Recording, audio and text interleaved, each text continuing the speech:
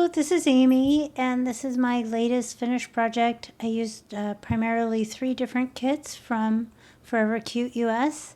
The main kit that I used was a Victorian girls kit, and then there were 2 other kits that were very similar, had similar color themes, so I added those in. And there was a couple pages from I had left over from another project. I didn't even know what it was. So I've got at least 10 beautiful charms. I added tons of lace. There must be more glitter on this project than any other project. I've been feeling under the weather lately. It's just likely to continue, unfortunately. It'll take me a couple years to recover from the illness that I have. So one day at a time here. And I'm spending a lot of that time crafting. So instead of starting brand new projects, what I've been doing is pouring my heart and soul and just spending as much time as possible on each project so I can procrastinate on starting a new project. As usual, I added a lot of ephemera from Pixie Dust Files and also some Amity Bloom and maybe some Sand Pool ephemera as well. I think this kit's really cute, and it looks much nicer in person than it does in the video. And if you're wondering what people do with these books, what they usually do is they keep them to show and to share. There's lots of texture with the real lace and the glitter and dimensional flowers, tons of ephemera. So one of the ways that you can use the book is you can, if you're afraid to write in it, maybe you don't like your writing, is you could type out your journal entries and then paste those in. You could also write on the back of ephemera. One of the ways that people like to use the journal is to take one of the many pieces of ephemera and then turn that into a pocket and then fill it with some of the other things. Because there's more than enough in all of the different tuck spots and pockets and envelopes to make plenty more page spreads. You could use some of the extra ephemera in here to do journal spreads or collage challenges. I love this page with the dimensional flower, all the glitter, and that gold lace at the bottom. What I'll go ahead and do is I'll put on some hopefully pleasant music so you can continue looking at the book and giving it a look over. And in the description box, I'll have a link to it for sale in my Etsy shop. It's still available for sale in my Etsy. And through the month of October, I am having a sale, 20% off. So if there's anything you're interested in there, please go ahead and pick it up now. And I would certainly appreciate it. I don't have a budget for these projects, and our finances have gotten ever more dire due to my health problems. So every purchase from my store really allows me to buy new digital kits and to keep me going. Not that I have any fear of running out of supplies. It does allow me to add some variety and some new digital kits to inspire some people.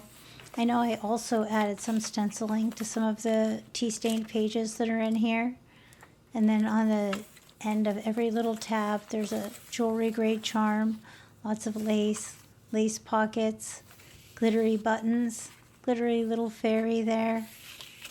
I just love how this came out, and I hope it'll find a new forever home soon. Thank you for checking it out, and here comes the music. I'll check back in with you at the end. Oh, and then just one last note. A lot of times I'll leave the envelopes unglued shut so that you can open them for writing space as well. I know a lot of my journals, I like to keep all of my writing hidden so that it still looks pretty and relatively unused unless you dig too deeply inside. That way I don't have to worry about my writing and whether it's pretty enough to go inside the journal. Anyways, thank you so much for looking, and here comes the pleasant music.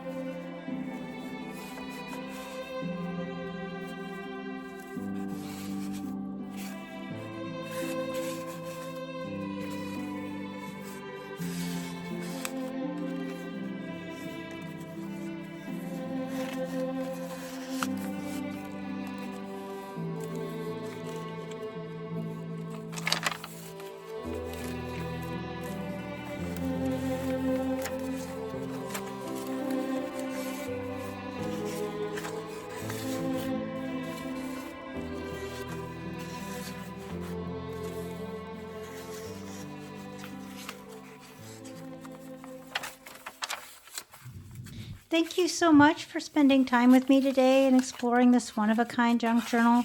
I poured my heart into every inch of this peach, from the hand-sewn signatures with wax linen thread to the 220 pages of layered textures, tea-stained papers, and digital art.